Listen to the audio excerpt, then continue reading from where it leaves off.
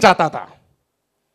अचानक कोई काम आ जाता, कोई अनहोनी होती या खुशखबरी होती और हम लोग मीटिंग में नहीं आते, मतलब यह नहीं था कि अनहोनी हुई या खुशखबरी हुई, ऊपर वाला नहीं चाहता, ऊपर वाला नहीं चाहता था कि आप इस मीटिंग को अटेंड करें, और ऊपर वाले को धन्यवाद देना कि वो चाहता है कि आप कामयाब हो, इसलिए अब तक इस हॉल में बैठे हुए हैं। अब हमें विश्वास करने की जरूरत है, जब ऊपर वाला चाहता है और हमारे दिमाग ने स्वीकार कर लिया कि मैं बन सकता हूं, तो मुझे बनने के लिए यहां पे सीखते रहना पड़ेगा, और सीखने के लिए एक काम करना पड़ेगा, आपको बच्चा बनना पड़ेगा।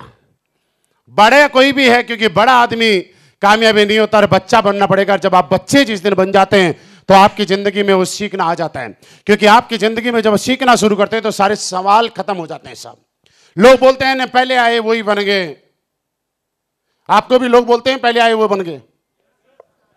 मेरा एक सवाल आपसे, आप सबके दादाजी हैं, क्या लगता है आप जिंदगी में कभी दादा बनोगे कि नहीं बनोगे? हाँ ठीक है, कुछ प्रोसेस है समाज के, प्रकृति के, वो तो करने ही पड़ेंगे, लेकिन दादा बनोगे कि नहीं बनोगे? बोल के बताओ, बोल के, जिनको लगता है कि बने।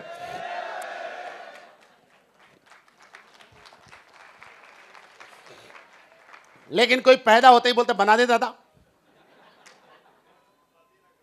बन जाएगा क्या? नहीं बनेगा साहब। क्या होगा? दादा बनने के लिए उम्र कितनी चाहिए?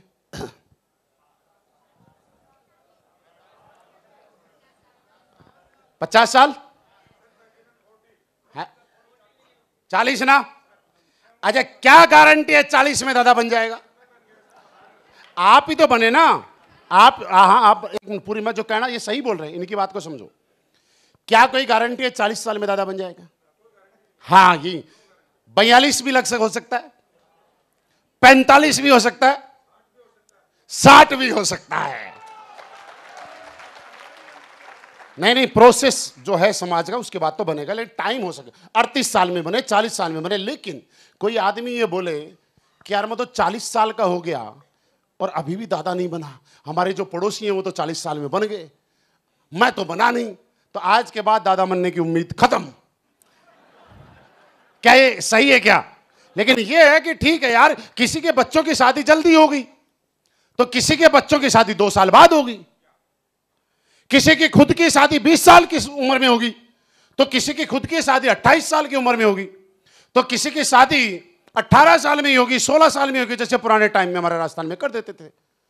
तो इसके अंदर लेकिन यह है कि जो आदमी पैदा हुआ है वो दादा बनने का हक है।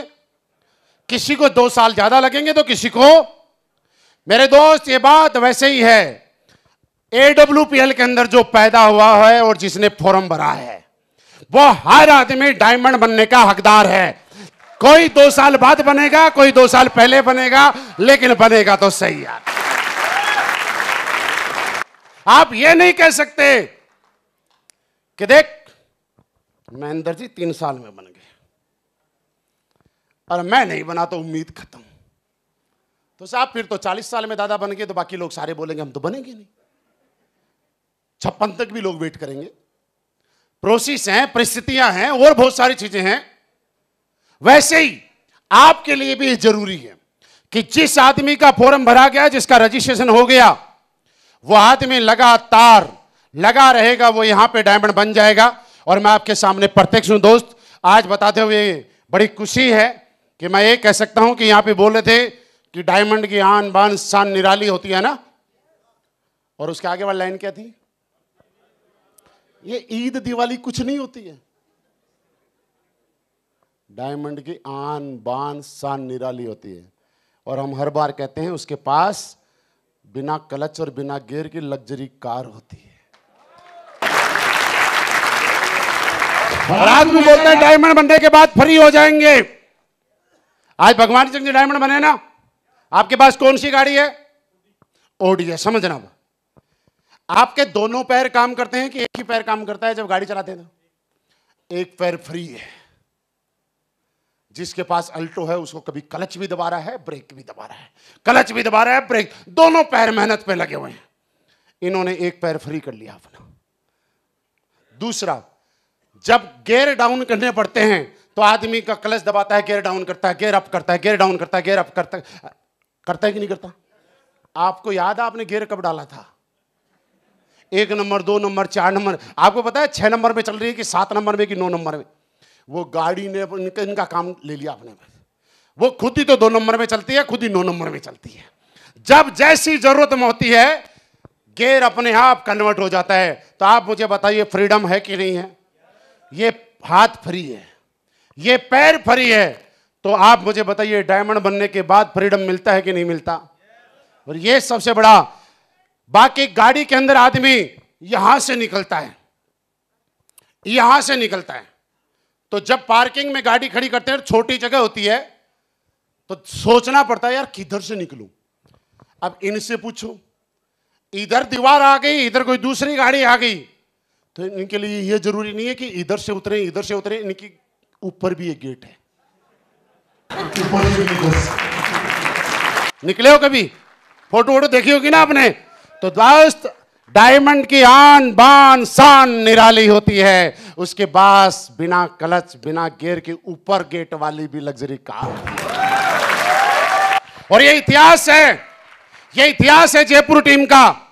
आज मेरी टीम के अंदर 150 से ज्यादा लग्जरी गाड़ी है। 150 ओडी, BMW, मर्सिडीज, जैगवार और पोर्शे जैसी लग्जरी गाड़ी हैं। लेकिन सबसे कम टाइम में सबसे ज्यादा लग्जरी गाड़ी अगर किसी स्टेशन पे है तो वो आपका जयपुर स्टेशन है। आप सोच के देखिए मैंने क्या पाया, क्या कमाया, इस बात का मतलब नहीं है। आप मेरी जगह के देखिएगा, रात को जब मैं एयरपोर्ट से निकल रहा था, मैंने देखा 7-8 गाड़ी, Audi, BMW, Mercedes, Range Rover, Jaguar, और सबके ऊपर सेम नंबर। आज तक जयपुर स्टेशन से कोई रईस ऐसा नहीं निकला होगा जिसको लेने के लिए 10 लग्जरी गाड़ी सेम नंबर की आई होंगी। सेम नंबर बोला है मैंने, 10 लग्जरी गाड़ी तो ज्यादा भी आई होंगी, हो सकता है कोई उनकी तरह बढ़ा दी, लेकिन सेम सिंगल नंबर की 10 लग्जरी गाड़ी वहां वेट कर रही होंगी। आज मैं जयपुर पे आता हूं, एयरपोर्ट से बाहर निकलता हूं, जब 10 लग्जरी गाड़ी निकलती है ना, तो आसपास खड़े लोगों की आंखें ऐसे खोल खोल के देखते हैं, नंबर एक ही है कि दूसरा है। लगता है देखते हैं, मतलब एक वही नंबर है कि अलग अलग है। आप सोचिए इससे बड़ा विजन क्या हो सकता है यार।